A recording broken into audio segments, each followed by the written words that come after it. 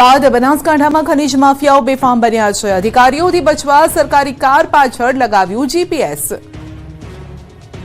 હજુ તો પંચમહાલમાં ખનીજ વિભાગ જાસૂસી કાંડની શાહી સુકાઈ નથી। ત્યાં બનાસકાંઠાથી ખનીજ વિભાગના અધિકારીઓની જાસૂસી થતી હોવાનો પર્દાફાશ થયો। અહીં ભૂમાફિયાઓ બેફામ બન્યા છે। અધિકારીઓથી બચવા ભૂમાફિયાઓએ ગજબનો કિમિયો શોધી કાઢ્યો। ખાણ ખનીજ વિભાગની સરકારી કાર પાછળ જીપીએસ લગાવી દીધું। સરકારી વાહન ક્યાં છે તેની જીપીએસની મદદથી માહિતી મળતી। રોયલ્ટી ચોરી કરતા શખ્સોએ રેડથી બચવા માટે જાસૂસી કરી। ઘટનાની જાણ બાદ ખાણ ખનીજ વિભાગ તરફથી ફરિયાદ પણ દાખલ। પાલનપુર પશ્ચિમ પોલીસે અજાણ્યા શખ્સો સામે નોંધ્યો ગુનો। બીજી તરફ પંચમહાલમાં સરકારી અધિકારી જાસૂસી કાંડ મામલે મોટા ખુલાસા થયા। જાસૂસી કાંડમાં નવી ઓડિયો ક્લિપ પણ સામે આવી। જાસૂસી કાંડના અહેવાલ બાદ ગ્રુપના સભ્યો રિમૂવ થયા હતા। હવે ગ્રુપમાં જોઈન થવા માટે 500 રૂપિયાની માંગ કરતો ઓડિયો પણ વાયરલ થયો।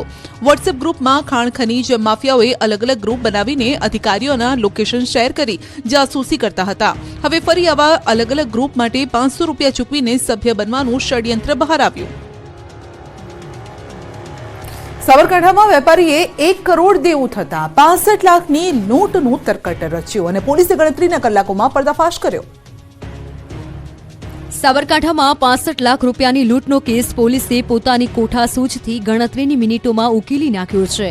આ કેસમાં સામે આવ્યું છે કે લૂંટ થઈ જ નહોતી। લૂંટની ફરિયાદ નોંધાવનાર વેપારીએ 1 કરોડનું દેવું થઈ જતા લૂંટનું નાટક કર્યું હતું। રાજસ્થાનના કોટડાના ગુટખા, બીડી અને કરિયાણાનો વેપાર કરતા વેપારીએ દેવું થઈ જતા ઉઘરાણીવાળા હેરાન ન કરે તે માટે બનાવટી લૂંટની ઘટના ઊભી કરી હતી। વેપારી પોતે કારમાં ઉઘરાણી કરી અને પરત જતા હતા ત્યારે વડાલી અને ખેડબ્રહ્મા હાઈવે રોડ પર શ્યામનગર પાટિયા નજીક પોતાની કારને આંતરી અને કેટલાક શખ્સો બંદૂકની અણીએ 65 લાખ રૂપિયા લૂંટી અને ફરાર થઈ ગયા હોવાની પોલીસ ફરિયાદ નોંધાવી હતી।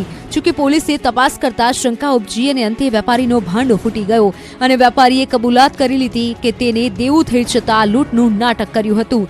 પોલીસે આ કેસ ગણતરીના કલાકોમાં જ ઉકેલી નાખ્યો છે। હવે ખુદ ફરિયાદી જ આરોપી બની ગયો છે। કોડીનારના ઠગબાજે 1 રૂપિયો પણ આપ્યા વગર 52 લાખ રૂપિયાની ખરીદી વસ્તુ। ખોટા ચેક આપી 60 લોકોને છેતર્યા। લાખો રૂપિયાનો લગાવ્યો ચૂનો। ગીર સોમનાથના કોડીનારમાં એક ઠગબાજે 60થી વધુ લોકોને ચૂનો લગાવ્યો। ખાતામાં પૈસા ન હોવા છતાં ચેક આપી ઘેટા બકરાની ખરીદી કરી અને છેતરપિંડી આચરી। આવો 1-2 લોકો સાથે નહીં પરંતુ 60થી વધુ લોકો સાથે છેતરપિંડી કરનાર ભેજાબાજ પોલીસના સકંજામાં આવ્યો।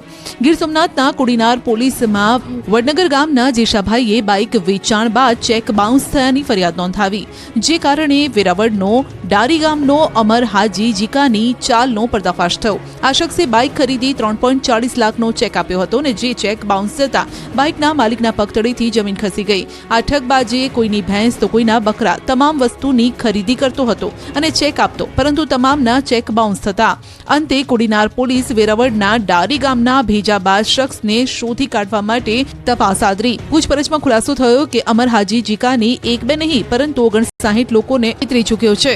તેણે 59 લોકો પાસેથી 52 લાખની વસ્તુઓ ખરીદી હતી। કોઈને 1 રૂપિયો નથી ચૂકવ્યો। તે અલગ અલગ જગ્યા પર અલગ અલગ બહાના બતાવતો, કેશ નથી માટે ચેક આપતો। હું અધિકારી છું આવા અનેક બહાના કરી લોકોને લૂંટતો, અન્યના નામના ચેક આપતો અને આખરે પોલીસે તેને દબોચી લીધો। જૂનાગઢથી પકડાયેલા નકલી ડીવાયએસપીના ઘરેથી મળ્યા લાખો રૂપિયા। જૂનાગઢમાં નકલી ડીવાયએસપી બનીને ફરતા આરોપી વિનીત દવેને લઈ ચોંકાવનારા ખુલાસા થયા છે।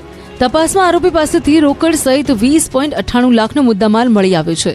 સાથે જૂનાગઢ કોર્ટના જજના હોદ્દાનો અસલ સ્ટેમ્પ સિક્કો, ખાખી કવર, સર્વિસ સીટ, લેપટોપ અને કમ્પ્યુટર પણ મળી આવ્યા છે। ડીવાયએસપીનો સ્વાંગ રચીને વિનીત દવે નામના ઈસમે 17 નોકરી વાંચુકો પાસેથી રૂપિયા 2.11 કરોડ ખંખેર્યા હતા। એટલું જ નહીં, આરોપી પોલીસ ખાતામાં નોકરીની લાલચે યુવક અને યુવતી પાસેથી 2 લાખથી 20 લાખ સુધીની રકમ પડાવતો હતો। ત્યારે વિનીત દવે પાસેથી 2 જોડી પોલીસ યુનિફોર્મ, આઈ કાર્ડ અને ભારતીય રેલવેના લોગોવાળા સ્ટીકર પણ મળી આવ્યા છે। સાથે રાજકોટ કલેક્ટર ઓફિસના સિક્કાવાળા સ્ટીકર અને પગાર સ્લીપ પણ જપ્ત કરાઈ છે। આરોપી વિનીત દવે હાલ પોલીસના રિમાન્ડમાં છે અને વધુ ખુલાસા થવાની શક્યતા છે। આરોપી વિનીત દવે અમદાવાદનો રહેવાસી છે। તપાસમાં પોલીસને વિનીત દવેના નામના કેટલાક બેંક ખાતા હાથ લાગ્યા છે। પોલીસે આ તમામ 7 બેંક એકાઉન્ટ ફ્રીઝ કરીને વ્યવહારોની તપાસ શરૂ કરી છે। બનાસકાંઠામાંથી ગેરકાયદેસર ગેસ રિફિલિંગ કૌભાંડ પકડાયું। રહેણાંક વિસ્તારોમાં કરતા હતા ગેસ રિફિલિંગ.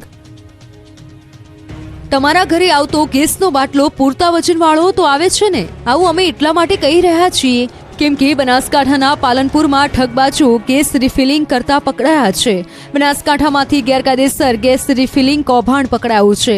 3 સ્થળોએ ગેરકાયદેસર ગેસ સિલિન્ડર રિફિલિંગ કૌભાંડ ચાલતું હતું. 3 સ્થળોએ પુરવઠા વિભાગે દરોડા પાડતા સમગ્ર ભાંડો ફૂટ્યો હતો. પાલનપુરમાં 1, છાપીમાં 2 સ્થળોએ દરોડા પાડ્યા હતા.